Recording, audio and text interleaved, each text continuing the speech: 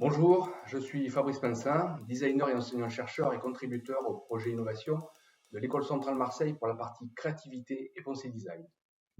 La particularité des projets innovation conduits avec l'ensemble des premières années de l'École centrale Marseille est d'aborder de manière beaucoup plus large et complète des problématiques de vie concrètes en intégrant les bénéfices de la pensée design.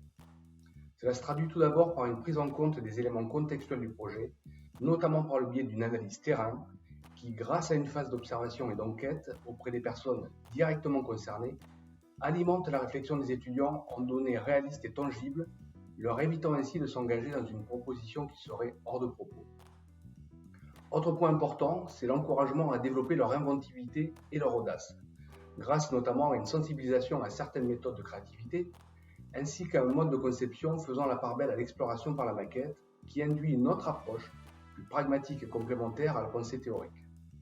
Le fait d'intégrer à ce stade des étudiants designers au sein des équipes donne un élan particulier au projet. Ces échanges, interdisciplinaires et humains, induisent une nouvelle dynamique et donnent une ouverture à la fois culturelle et humaine à cette expérience pédagogique. Car c'est bien là l'objectif recherché, permettre à de futurs ingénieurs de traiter toute la complexité d'un questionnement selon une multitude de registres, qu'ils soient théoriques, techniques, mais aussi sensoriels, éthiques et esthétiques, humains en somme. Je m'appelle Clara Zulian et avec mon groupe, nous avions pour objectif de créer du lien entre les familles d'enfants hospitalisés qui peuvent parfois se sentir isolés. Lors de la semaine maquettage, nous avons décidé de réaliser deux maquettes. La première était une maquette d'aspect qui reflétait les visuels des pages mères et des pages filles de notre futur site.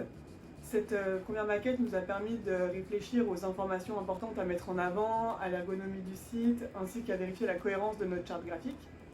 La seconde était une maquette de principe qui reflétait la structure de notre code.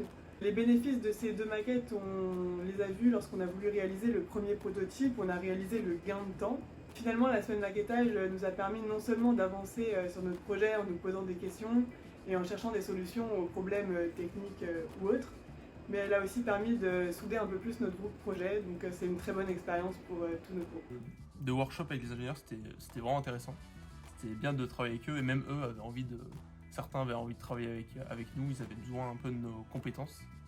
J'ai vraiment trouvé intéressant du coup de se confronter à la dualité et la complémentarité en même temps de nos deux formations, puisqu'on a bien compris que ces deux formations étaient très différentes mais qu'elles étaient amenées à évoluer ensemble au sein d'une entreprise, et du coup c'était bien de voir un peu comment les uns et les autres travaillaient.